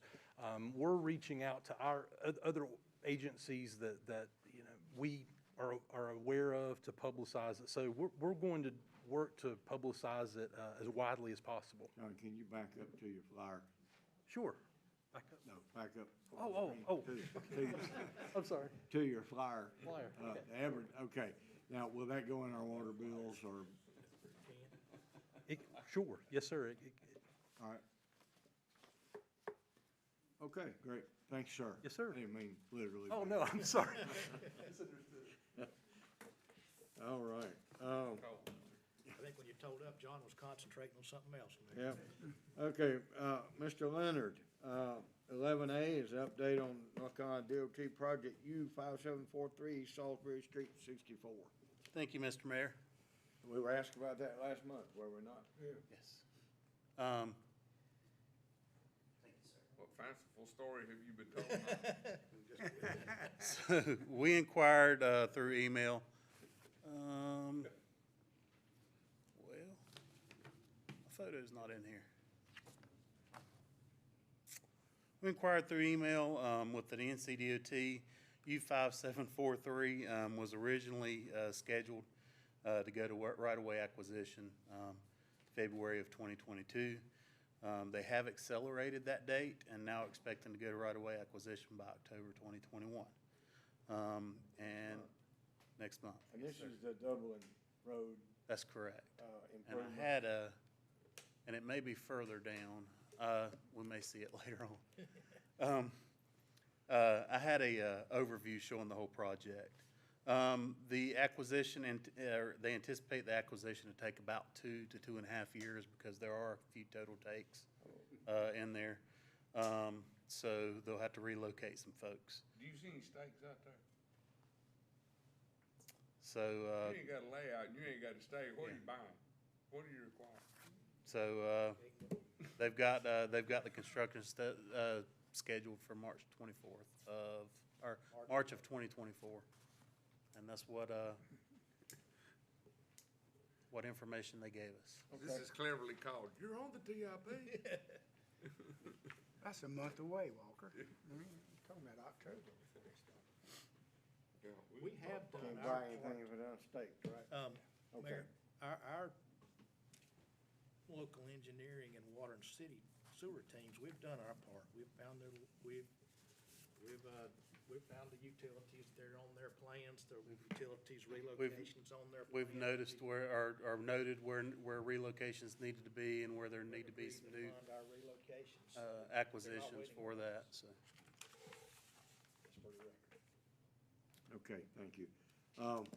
Item B, you know, tell us about Gant Street. I also had a couple slides for this as well, just showing the intersection in question. But at the July City Council meeting, a citizen made a request for the investigation of the Cedar Falls area, particularly Hopewell Road, or Hopewell Street, not Gant Street, to change it from one-way back to the full motion street. Hopewell was made one-way due to limited sight distance on Cedar Falls Road. The visibility at, Old Liberty Road, at the intersection of Old Liberty and Hopewell. Since that time that it was made one way, a little additional grading has been completed at that intersection, which removed the shrubbery that was causing the sight distance, or some of the shrubbery that was causing the limited sight distance, along with a portion of the bank. In the photos, you could kind of see that, but they may be further down the presentation. Currently, the sight distance is approximately 150 feet from the intersection up Old Liberty Road, and at this time, staff is just looking for direction as to whether to proceed. Staff recommend doing it? I think we'll, since we've had 30-plus years of one-way, we probably will need to hire just a traffic engineering firm to do a count so the council can be sure. There's a lot of traffic on Old Liberty Road.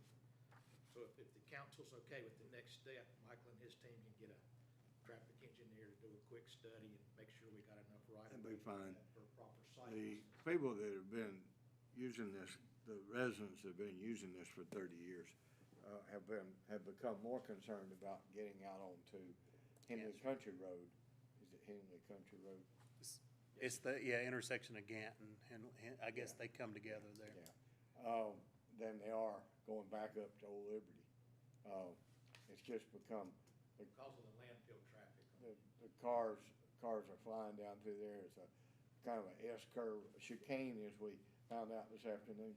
It doesn't always slow down traffic, but and there's a house that sits right out in the right of way. Blocks the visibility. And we've cut down the bushes and short of taking half the house down, there's no sight distance down there, and the people have gotten really concerned. So, John, do what you need to do then. Okay, Mayor, thank you. And before we move off transportation, Mayor, we have not forgotten your project, Dixieland Acres. We have completed the design work. Yes, sir. For the painting, for the off-sites and all, but we can't get paint. when the supply chain levels out, we'll start down there. Excellent. We've not forgot about you, I promise. Oh, yes, sir. We tried to get, Have you seen the plan? Yeah. The what now? Have you seen the plan? Yes, sir. Okay, all right, good. Yeah, well, I promise, as soon as, Okay. we can't get yellow paint for highway marking, we can't get blue paint for handicap, and we can't get green paint for the chargers, electric chargers out here. We even asked for blue and green to make, blue and yellow to make green, and they wouldn't give that to us either, so. We're gonna start spending just quick as we find it. The supply chains, accordion on everything. Yes, sir. Okay, item 12, Mr. Manager, you're gonna give us some, Yeah, Mayor, just some quick updates on the Zoo City Sportsplex. First of all, we have an application in for North Carolina Part F, Parks and Recreation Trust Fund Grant. We should know that status within 60 days, I think. We have before you a resolution prepared by the city clerk, and we'd ask that you approve in by resolution. It's to apply for Land and Water Conservation Fund, commonly known as LWCF Fund, and that is a federal grant administered by the state. And we have an application for $500,000, and there's the resolution in front of you, and with a request that you approve that by reference. We need to submit that by end of the month, right? okay, I think that's right, and the clerk has duly prepared that. questions of Mr. Ogburn on this resolution? If not, I'll entertain a motion to approve our reference. Mr. Mayor, I make a motion, we approve our reference. Mr. Moffett makes a motion. Do I have a second? Second. Second, Ms. Carter. All in favor, say aye. Aye. All opposed? Mayor, and we'll just give you some updates. Got the pictures, Michael? Well, we don't have a project or budget amendment at this time. There's some of the project. You begin to see the project taking shape. That bucket truck you right there see in the lower left-hand middle is Randolph Electric. They are out there putting both the parking lot lighting and the sports lighting in. On the far left of your picture, right up where it says like UN 002, that is the championship field. There's a better shot. That's a championship field on your left. From like Crossroads Retirement Yeah, Center. from our drone. Pylons for the lights. Yeah, that's the stormwater in the black, but yeah, the pylons will be right there. On your right, there's another shot of it. There's we got these last Thursday after it rained on Wednesday, you can tell. Now the water's supposed to be holding, because it's supposed to be dead flat. There's another shot of the championship field. If you've not been down there, it really takes shape. You can see how we've terraced off. Way on the top of that picture is fields 5, 6, 7, and 8, which will be phase 2. And you can't see 40% of this from the road. No, you can't see. You can't see any of it. That on the right-hand side, right there, the two boxed areas on the right-hand side, that's two of our pickleball courts. And that's a parking area right there in where the bulldozer is. And you can see fields 3 and 4 to the top of that picture. And the dog park. And there's the dog park. The wooded area there. Wooded area is the dog park. Now, point out the retaining wall that circles all Michael will that. have to do that. All right, you see the cursor here? Retaining wall starts here, is all the way around, kind of makes a horseshoe shape, squared off horseshoe, and comes back around and curves back. That's the largest retaining wall on the site as far as height. Now, Mayor, in October, we plan to start to get a few leaves off the trees. We'll, as you and I and Patrick have talked about from the Y, we'll be inviting our donors and have the council out there, and we'll drive people around and give them a close-up shot, because we are within 7 days of finishing phase 1. Now, you think about, now an interesting thing about this project is when people ride by and they call me and Michael, or they ask the mayor, we don't see you're doing anything. Well, they think like building a house, right? Where you're going up this way and they ride by, we're working this way. Yeah, and this way. And that way. So as Mr. Moffett said, when you ride by, we're way over here. Remember, we're moving 3,000 cubic yards of dirt, so that shows you what we've got. On the top left of that picture, you see where the vehicles are parked. That's the main parking lot, and right there, right across from it will be the main concession stand, and that's right area, and the, do we get one of the maintenance building? Yeah, I do. I've Yeah. got one. This area here, if you recall, was a pond, if you ever visited it before. There's about 24 feet of fill now there compared to what it was. And that's another retaining wall running That will be, that's above it. actually the same retaining wall there. This will be the playground now. There's a retaining wall here as well, and a retaining wall here also. And they're time So you can see consuming. how You it's can't terraced. see any of them from the road. And correct. what really is so unique about this is, as we know in Randolph County, there is no flat level land. And many of the soccer parks that these kids go to are just flat. And this is such a unique piece of property. While it's costing us a lot more to build it because of the terracing and the retaining and all that, it's gonna be an absolutely gorgeous. You can stand up there on top at the parking lot, and see two fields below you and see another field off in the distance. It's just a gorgeous piece of property. And that's the beach volleyball courts right there.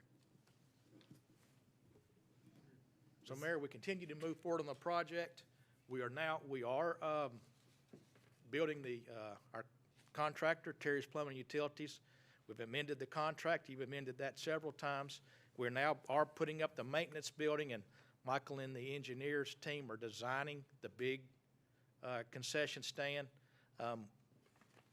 Pre-engineered buildings have about doubled since the post-pandemic or in the second phase of the pandemic. So Back up one more. we'll probably wind up building the big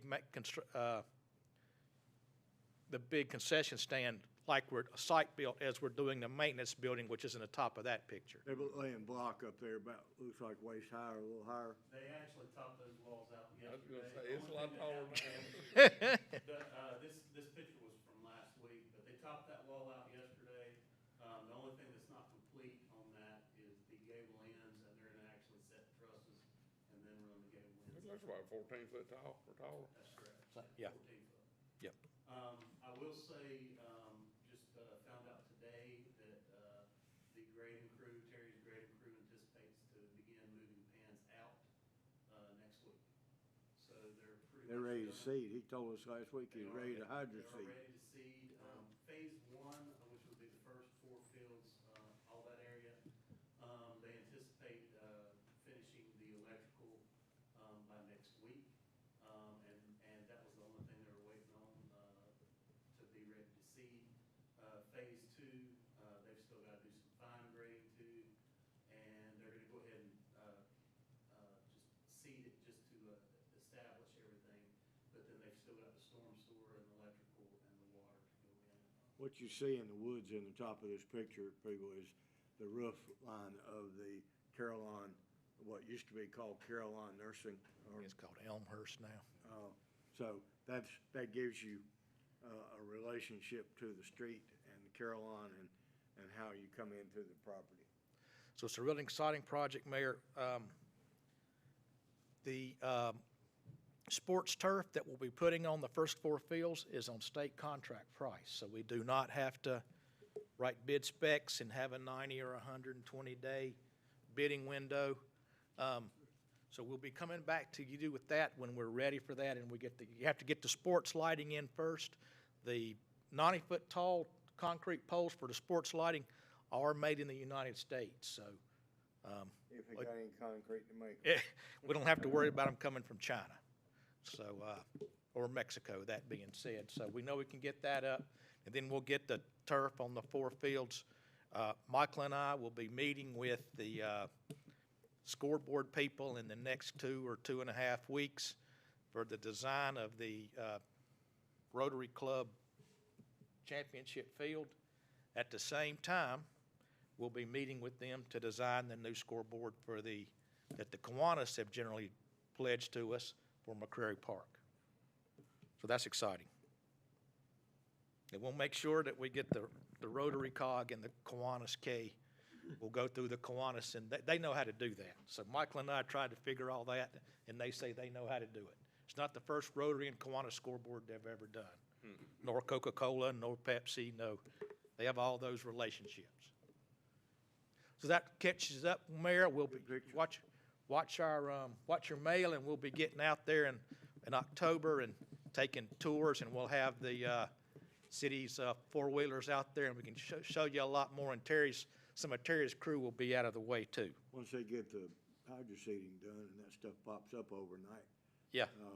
It'd be nice to show some people around out there. We're looking next fall, next summer? We intend to play on Phase 1 next fall. Okay. And that's, it depends on, if it was, They wouldn't be able to get, any of the turf until. January. At the earliest, probably February or March. All right, McCrary Park. McCrary Park, Mayor, you got the next one, Michael, okay. Mayor, you had the schedule up there, Michael? Yeah. So we want to talk about the McCrary Park schedule. There's a lot of moving pieces on this. We have received 1.1 million in gifts. We have not even started our fundraising drive. And like I said, our friends at Kiwanis Club, who are, again, I say this one more time. I say this every time we talk about it. Probably the biggest supporter in recreation in the last 50 years of Asheboro. I mean, that's the statement of fact. They've pledged to help with the scoreboard too. So we begin the process. The first thing, Phase 1 starts tonight with you adopting this schedule. Phase 1 is to finish the bid packets, begin the process to select the construction manager at risk, and I'll follow up there with what our process is for that. And we've met the field turf people already out there. Now remember, we've told you that the field turf is really unplayable at this point, so we will think of a pebble in a pond. We're going to throw the pebble inside the fence and work from the playing surface out. So once you get the playing surface done and the dugouts in and the bullpens in, we can work outside the playing area while the baseball season's going. But we got to get that field going. We have shown our plans to the American Legion and the Copperheads parent organization, and they're like crazy. I mean, they can't believe, and they're real excited about it. I think we can probably guarantee American Legion, if we complete this project, for probably 10 or 15 years. I think they'd sign a long-term deal, just like they have for Shelby for the World Series. Again, those folks love come to Asheboro. When we had the Mid-Atlantic, the Pennsylvanians and the New Yorkers love North Carolina hospitality, and we're glad to show it to them, and they found out what real barbecue tastes like too. So this is Phase 1. Phase 2 begins in April, and that's getting on the ball field itself, but we can do, as we said, outside items. You see grading and preparing. We'll have to remember we had 2 parking areas, one where we park now and the one outside the left field wall. We'll have to occupy one of those by materials. Mr. Moffitt will tell you this while we move around. So that's so. And then Phase 3 would begin in September next year. We'll be removing the existing grandstand, all that type things. And then this is the last phase, summer use, and rework the parking areas, finish that. And then you remember on the plans we showed you the last phase, Michael, that would be including the big locker room building, which is about a third of the total project if we do that. We'll do that at the very end. So there's a lot going on to get this project done. Mayor, if the council could just acknowledge that we presented this schedule and would like permission to begin the first phase, which is the redoing of the playing surface. All right. Need a motion for that? We can just get a motion, Mayor, to adopt the project schedule and let us move forward with the playing surface. All right. John's requested permission to move forward with the Phase 1. I'll entertain a motion to that effect. Mr. Mayor, I make a motion, we move ahead with Phase 1 planning and the playing field surface. Okay. Do I have a second? Second. Second, Mr. Burke. Discussion? All in favor say aye. Aye. All opposed? Now, Mr. Mayor, we have next, hang on a minute, what's the next item on the agenda, Michael? Not the pandemic, but Yeah. before that was the, CNL architect. oh, yes, we have yes, we have an approval, Mayor, to hire the CP&L for contract administration, the engineering, planning, and design phase.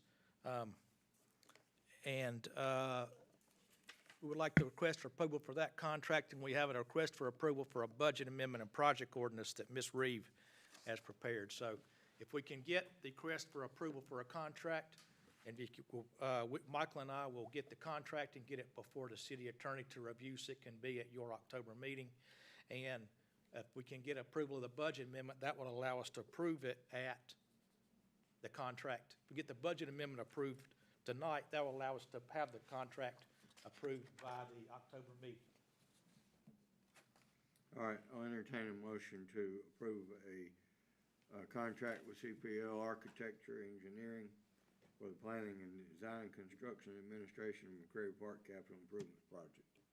Mayor, I move we Do that. approve the request for approval of contract. Okay. Motion by Mr. Bell. May I have a second? Second. Second, Mr. Swears. Discussion? All in favor say aye. Aye. All opposed? Thank you, Mayor. Now, the adoption of the schedule and the move forward with the playing surface, and then getting us the budget amendment and setting up the contract next approval for next month for the CP&L. We also request approval to begin the process to search for a construction manager at risk. Now, and I'm going to read this it's from the general statutes, Mayor, but I'm going to read this into the record just so the council knows the process, because it's new to us too. And so, construction manager at risk services may be used by the public entity, that's us, only after the city has concluded that construction management at risk services is in the best interest of the project, and the public entity has compared the advantages and disadvantages using the construction manager at risk method as opposed to the standard delivery methods identified we normally do, which would be a RFQ and then request for services. So you have given us permission tonight, Mayor, to adopt this schedule. So with this, we will, based on the schedule you've given us tonight, we will come back October the 6th with the recommendation we use the construction manager at risk process based on the requirements of the general statutes. And you're finding tonight that phase the projects allows us to start that process to look for that person. And you've given us, and then we will have the engineering staff recommendation as to use that process. So just want to read that into the record, and that'll tie the minutes with the action you did tonight to start the construction manager at risk process. Just for clarification, there will not be an RFQ until that comparison is done, just to comply with the statutes. All right, so you're also looking for a budget amendment here? No, we did that, Mayor. Okay. With your, Budget amendment? with your permission, I think there needs to be clarification, because the clerks were looking for a motion to approve the general fund amendment and the project ordinance, not, because I have not had a chance to review a contract Yeah, yet. we don't have that yet, so. Correct. All right. So, Do we need two separate action items with respect to the ordinance and for the general fund and the proposed McCrary Ballpark fund? I was going to say, if, with your permission, I hate to do this, but I think just to clean up the record, because there is some confusion I think might surface on the audio tape, could we first have a motion to rescind the previous action to approve the contract with CPL, Architecture, Engineering, and Planning, because I think there was some confusion over that. So in order to clear the books, so to speak, we have a motion from the same people who made the motion before to rescind that previous action, because there is no contract to be approved at this point. Back up a slide. Yes, we didn't receive The We third- don't have a contract to The approve. A, B, and C. Right, we did not, Yeah, all right, thank we you. have not got the contract yet, and we received it All right. yesterday or today, and the city attorney has not reviewed. Clark made the motion. Who did I you have? did. I did. Madam Hey, Clerk, who did you Clark have did. making the motion? Mr. Bell. Mr. Okay, Bell. I move that we rescind the previous action regarding the request for approval of contract. And who made the second? Mr. Swears. All right, I second that request. all right. All in favor, say aye. All Now, opposed. Mayor, if we could Motion get the, is rescinded. now if we could get the budget amendment and project ordinance. We need to approve C so you can go do B and then That's come back correct. to us. Correct. Thank you. So All right. we need to do the And- improvements funds first, right? And that, correct. Okay. Mayor, I move we approve the project ordinance for the McCrary Baseball Park Improvement Fund as by reference. Have a motion to approve the project ordinance for McCreary Park improvement. Well, Mr. Bell, do I have a second? Second. Second, Mr. Moffett. All, discussion? All in favor, say aye. Aye. All opposed? So you're now shopping for a contractor for a funded item, and you're on this correct. side of the statute. Right, Mayor, I Would now, that be correct? that's correct. Mayor, I now move that we approve the ordinance by reference to amend the general fund to go from fund balance to a contribution to the McCrary Baseball Improvement Fund. All right, I have a motion for a budget amendment there. Do I have a second? Second. Second, Mr. Swears, discussion. All in favor, say aye. Aye. All opposed? Okay, motion carries. Thank you. Now, is there any more here? No, sir, we have what we needed Okay, tonight. you will go get a firm contract proposal from CPL. Yes, sir, and we will Come back to us. come back with with that the, approval. per the general statutes, what our analysis is of the need for a construction manager at risk as required by the general statutes. All right, okay, item 14. You gonna update us on the local impact? Yes, Mayor, we continue to see lots of COVID in Ashburn, Randolph County. Both the mayor and I have been notified this week that Randolph Hospital is full, unfortunately. A lot of very sick people. We continue to offer COVID testing and COVID vaccines within our employee ranks and our retired employee ranks that are still covered by our health insurance plan. We have some employees that have been very sick and some, again, that have been nominally sick, but there's still a lot of COVID out there and we have a lot of exposure. We run the whole safety gamut. We don't let employees come to work if they're sick or if they've been exposed without having a test or the quarantine period. So we continue to operate that. I think almost everyone here at City Hall has been vaccinated. We continue to work at that. We're not allowed to ask. Now, I put this on specifically because there's been a lot in the media lately about the president's order. President Biden ordered that all employers over 100 require vaccinations. Department of Labor, the U.S. Department of Labor has not written those rules yet, and then it's got to come to North Carolina. I believe we adopt our own rules in concert, right? Not directly, right, Jeff? I believe that's right. We're a state plan. The state plan. So then in North Carolina, we'll have adopted a plan that meets the federal requirements. Now, there will be, as you've heard in the media, there'll be a lot of lawsuits about it. You can argue both sides. At this point, as a manager and management team and our HR people, we continue to stress, as you saw the email I sent today, we continue to stress the need for vaccination.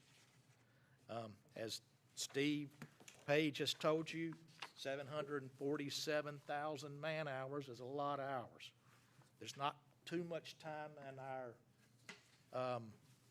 schedule, our regularly scheduled, to flex if we have a lot of people with COVID, especially in key positions, firefighting, police officers, water and sewer plant. Those things have to operate. So some of us can work from home if we are exposed or sick, but those folks can't. So we continue to stress it. Randolph Health has started sending again the COVID report they had stopped for a while. They send a one-pager. They've started back up. I think there's near 270 folks have passed away from COVID in Randolph County. To put that in perspective, back in June, it was 253. So that's a lot. Percentage is the same, we've hit the same high percentage last week as what we had before. Yeah, had back in February and When it March, started dropping, yeah. Yep. Before it started dropping. which is about 14%, somewhere in Just there. 12.5 point or something. 6, something like that, and that was the same at that time, that we're back up to that point. Yeah, We've got two county schools closed right at the moment. yep. So anyway, stress to your friends and neighbors that the way to beat this thing is vaccination. John? And be prepared for punching the nose. Right, there are a lot of people that are sick, though. Well, I know 2 families that has gone through the whole family, like there's 2 parents and 2 kids. And then, some just husband and wife couples, and one of them turned out to be really, really sick.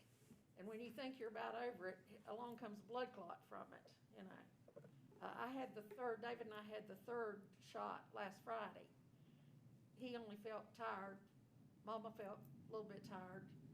I ran a fever Saturday, Sunday. Monday, my stomach was all upset. Tuesday, I felt like a dish rag, so. You had all the symptoms. I had it all. So you don't know what's gonna evolve, but the thing of it is, I have a concern when we have as many people as we have in here tonight. Of course, several had on their mask, but I think we're sitting too close when this percentage rate gets up there. So I think that's something we need to look at, especially if we have these people coming back in for other things. We'll have to think about Like we're that spread now. out, almost every other one tonight because of 2 people, but. We need to Now, go you back may have to seen the our- governor's last few press conferences. Yeah, I don't think he intends to have any more. He intends to focus on the vaccine and getting the vaccine. I don't think he intends to have any more statewide Shutdowns. closures, shutdowns, limits.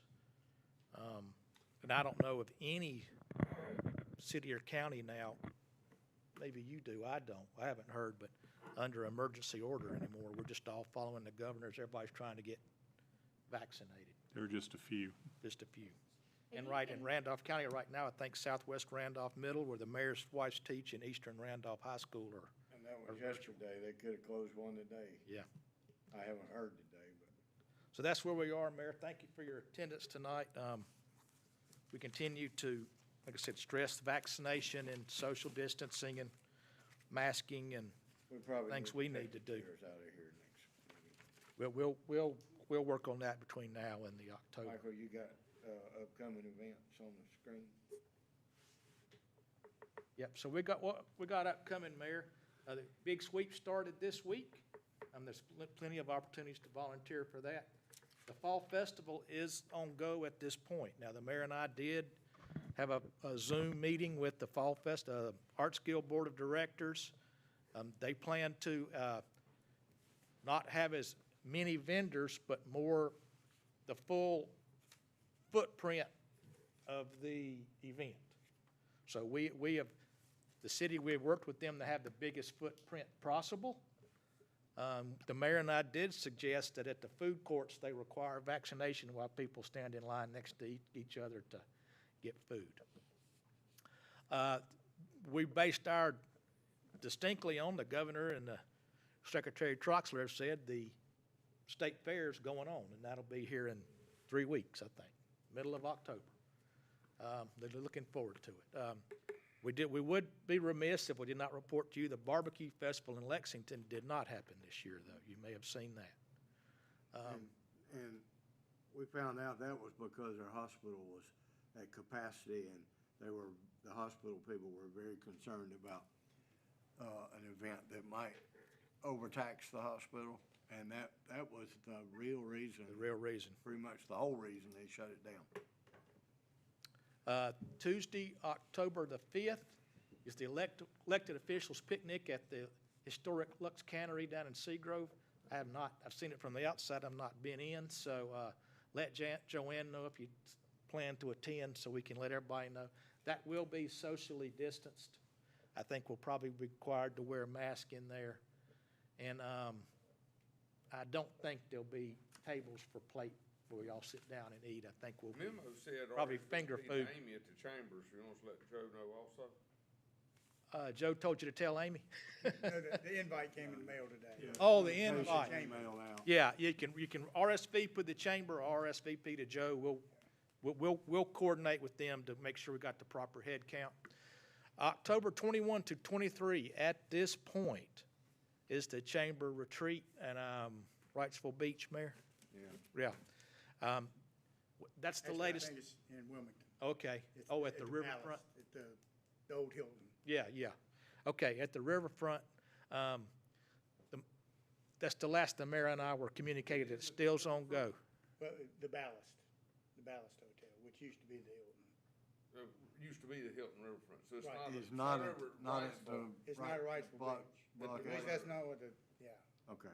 I've not seen the invitation. I just know it was those days because the mayor and I have not seen anything that says they're not having that. We'll check with them and follow up to make sure you guys are well informed. At this point, we've got some folks that want to go.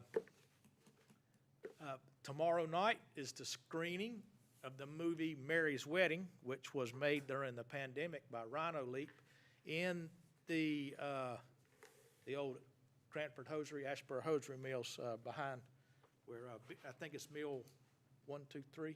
133. 133. That's all we have, Mayor. It's a busy month. I want to thank the fire department for that award. That's special to all us National Guardsmen and Army Reservists. It's nice to know that you can leave and your employer supports you while you're gone. You have plenty to worry about when you're deployed. You don't want to worry about you're going to have a job when you get back too.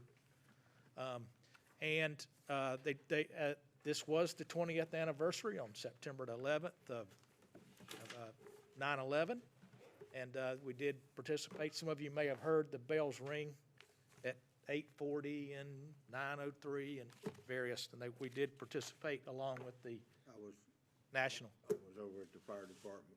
Yeah, along with the whole, all the fire departments in the nation served the same award. So it's a special day. I say this every year. I'm not going to watch all the specials, and I'm not going to watch it on TV because it breaks your heart, and I wind up watching it every year. Yeah. And it breaks your heart every year. And if you've not had a chance to go see the 9/11 Memorial or the museum underneath, it is if you've been to the Holocaust Museum in Washington, it's just that moving. It's just that saddening. When you see a ladder truck like we just bought for $1.4 million smush flat, essentially smush flat, I-beams bent like a pretzel, and then at the end, all the pictures, it's quite moving. All right, Mayor, that's all that we have. Anything else to council? From the audience? Okay, Linda? Can't think of a thing except put the word out there for the redevelopment commission. We need, we're looking for 2 new people. Mr. Burks? Exciting, all the new project, well, they're not new, they're in progress, and to see the progress that has occurred so far. I was in a meeting last week, I guess, at the new North Asheboro Police Department building that was up there, the old Wachovia. Very, very nice. First time I've been in there. It's beautiful. We had a great meeting in there. So. You don't get that ink on your fingers anymore. No. Mr. Moffett? Just exciting time about the projects, bringing some long-term things to conclusion and looking forward to it. Mr. Bell?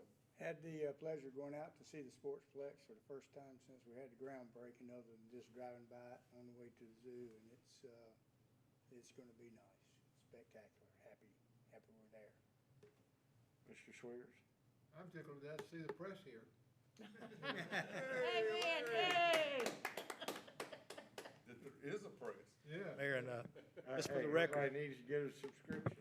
Yeah. if you need a third COVID shot or want to participate with first vaccines, Mr. Carter just reminded me that Randolph Health has the drive-through. It's quick, roll up, grab your shot. Health Department. Yeah, Randolph Health, and bang, Yeah, Randolph Department of Health, yes, not Randolph Hospital or Randolph Health, Inc. The Randolph County Department of Public Health. Does it matter what shot you got first, what brand is to the booster? Yes, I think you have to get the same. get the same. So do they have all of them? They don't under have the one? boosters. Do they have all the Moderna and, no, Moderna's not been approved for a Moderna's not been booster yet. approved, Just but they Pfizer. didn't have the, like the booster shots. They had the third shot. Whatever the third shot is, and that's what we took. Whatever's the difference between a third and a booster. The Pfizer, they have the Pfizer. Pfizer's the third Two shot. months after, right? Had to be 2 months after you. More than that, I thought. I thought it was 6 months. I thought it was It's 8 months, Mayor, or 6 months if you have, If you're pre-existing. Yeah, if you're immunocompromised. Yeah, like if, Okay. have asthma, you know, But now bronchitis doesn't count. No. But now if you've had cancer, it does. yeah, or immunocompromised. Immunocompromised. All right. Okay. Thank you, staff. Appreciate it, everybody. Kelly, it's good to have you here tonight. Thank you. Thank you for sitting here all night. We're adjourned. What kind of meeting? Beginner pace.